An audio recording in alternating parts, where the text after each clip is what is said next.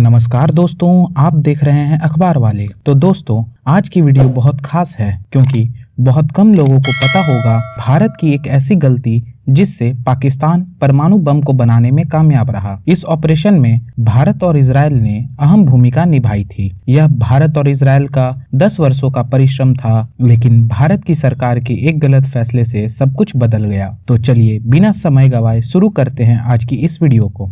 आज हम बात करने वाले हैं ऑपरेशन कहूता के बारे में। कहूता एक पर्वतीय स्थान है जो कि पाकिस्तान में स्थित है। तो दोस्तों, बात कुछ 1970 से लेकर 1980 के बीच की है, जब भारत और इजरायल मिलकर काम कर रहे थे। उस वक्त भारतीय खुफिया एजेंसी रॉ और इजरायल खुफिया एजेंसी मोसाद पाकिस्तान के इस खुफिया मिशन को पता लगाने के लिए एड़ी चोटी का जोर लगा रहे थे। वर्ष 1964 तक भारत ने परमाणु हथियार बनाने की तकनीक को हासिल कर लिया था। उस समय पाकिस्तान के प्रधानमंत्री जुल्फिकार अली भुट्टो को यह बात बहुत खटकी और उन्होंने कहा कि पाकिस्तान भी अब परमाणु हथियार के तकनीक को बनाएगा, चाहे इसके लिए उन्हें घास फूसी क्यों न खानी पड़े। और तभी से पाकिस्तान परमाणु हथियार के तकनीक को बनाने में लग गया। अब बात करते हैं अब्दुल कादिर खान की, जिन्हें पाकिस्तान के परमाणु हथियार का पितामह भी कहा जाता है। जैसे ही इनको पाकिस्तान के इस मिशन के बारे में पता चला, वह तुरंत पाकिस्तान लौट आए। वह इससे पहले एम्स्टर्डम में फिजिकल डायनामिक रिसर्च लेबोरेटरी में काम कर रहे थे, जहां से इन्होंने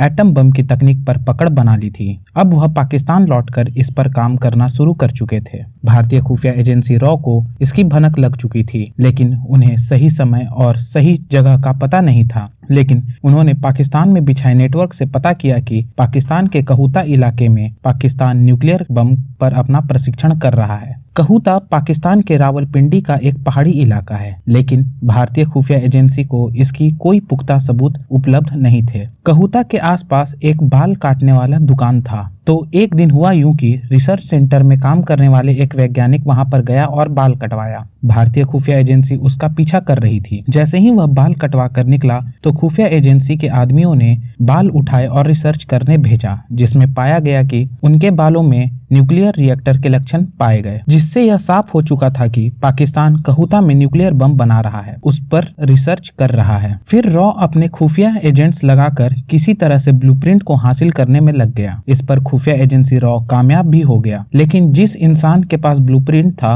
वह उस समय 7,50,000 रुपए की मांग कर रहा था। उस समय यह रकम बहुत बड़ी थी और सिर्फ प्रधानमंत्री के हस्ताक्षर के बाद यह रकम किसी को भी दी जा सकती थी। लेकिन भारत में वर्ष 1977 को सरकार की तख्ता पलट हुई और प्रधानमंत्री बने जनता पार्टी के मोरारजी देसाई। मोरारजी देसाई को भारतीय खुफिया एजेंसी रॉ पर भरोसा नहीं था। उन्हें लग रहा था कि इंदिरा गांधी की सरकार ने उनकी पार्टी की जासूसी कराई है। उस वक्त रॉ ने पाकिस्तान के इस खुफिया मिशन को भारत के तत्काल प्रधानमंत्री मोरारजी देसाई को बताया, लेकिन मोरारजी देसाई ने उन्हें फटकार लगाई और कहा कि यह उनका आंतरिक मामला है और वह पाकिस्तान के आंतरिक फैसले पर हस्तक्षेप न करें। सरकार के इस फैसले से रॉ के चीफ RN काउ बहुत नाखुश हुए और इस्तीफा दे दिया। लेकिन बात यहाँ बिगड़ी जब भारत के प्रधानमंत्री मोरारजी देसाई ने पाकिस्तान के प्रेसिडेंट जिया उल हक को इसकी जानकारी दे दी। उस वक्त इन दोनों के बीच गहरी बातचीत होती रहती थी और इसी बातचीत के दौरान एक दिन उन्होंने बता दिया कि आपके खुफिया मिशन का राज हमें पता है, जिसका शक पाकिस्तान के प्रधानमंत्री को हो गया और धीरे धीरे रॉ के नेटवर्क को पाकिस्तान से खत्म कर दिया। हालांकि बाद में इंदिरा गांधी की सरकार फिर से बनी और पाकिस्तान के इस मिशन को खत्म करने का प्रयास भी किया गया, लेकिन दोनों विफल रहा। तो इस तरह से भारत के प्रधानमंत्री मोरारजी देसाई की इस गलती के कारण पाकिस्तान परमाणु बम बनाने में सफल रहा और इसके बाद अब्दुल कादिर पाकिस्तान के परमाणु बम के पितामह कहलाने लगे। कि दोस्तों, आपका इस पर क्या विचार है? अपनी प्रतिक्रिया कमेंट में जरूर दें। वीडियो पसंद आई है तो लाइक करें, शेयर करें और सब्सक्राइब करें। धन्यवाद।